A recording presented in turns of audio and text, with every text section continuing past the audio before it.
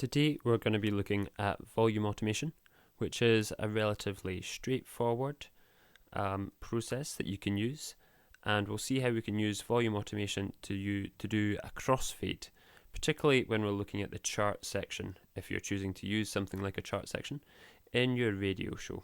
This is how I've set up my chart. I have two tracks, this track called Push and Pull and Suit You, and I've got my chart rundown all nicely cut up and ready to go in there. Now in terms of the length for this chart rundown, I think maybe about 10-15 seconds is plenty of each song. You don't want to bore your listener with too much of these tracks, just a little taster is enough. And the way I've done it is I've actually left a little bit of this first song overhanging the very start of this chart to hopefully create a nice segue from the weather going into the chart. And let's have a look at some volume automation. So I'm going to go up to Mix and hit Show Automation, or again, can hit that letter A. And it's helpful being able to see the waveform here because I can see smack bang where that presenter starts. And that's going to be helpful for me because I really want to make sure that that presenter volume is above everything else. Just as a little FYI, again, these presenter volumes, it's a little bit low for me. I really like the presenter to be right at the front of the mix, and I like to have plenty of headroom. So one of the things I've done on this presenter track is, again, I've gone into that utility setting right down the bottom and I've put on some gain. So not a huge amount of gain, just plus 6.1 dBs, just to bring it forward a bit in the mix. Let's have a look at this automation. Right, so I can see the presenter kicks in right about there. So just before that is where I'll put this spot. And yeah, I'll bring this down in just a sec because we want to have that presenter shining out above this. And again, we'll just put a little fade in because that's been quite a harsh cut in my track. I don't want any nasty popping if we just kind of drop it straight in. So that's going to fade up. Then we've got my presenter. I don't want to take this straight the way out. I want it kind of sitting there like a little bed track.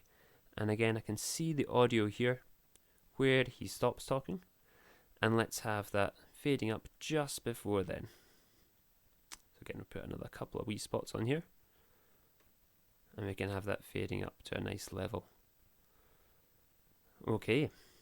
And again, looking on to when we introduce song number 4 in the chart, you can see the audio starts there. Let's fade it out just before then. And then we have our new track kicking in. So a new track kicks in just a little bit earlier. So let's have that just dying away, just fading out very nicely. And then that gives us time to fade in this new track. And we can see where that presenter stops talking. So I'll need that to be kind of hitting full volume just after that. And again, we'll just bring this down and put in a little dot there. And let's have a listen. So there might be a few things that need tweaking. Maybe the bed track's still a little bit loud, or maybe it's a bit quiet. But this is essentially the premise of a crossfade. We have a song that's fading out, while another song is fading in. And hopefully this should make your chart really nice and smooth as you transition from song to song. Let's have a listen. And now, here's this week's top 5. At 5, it's this.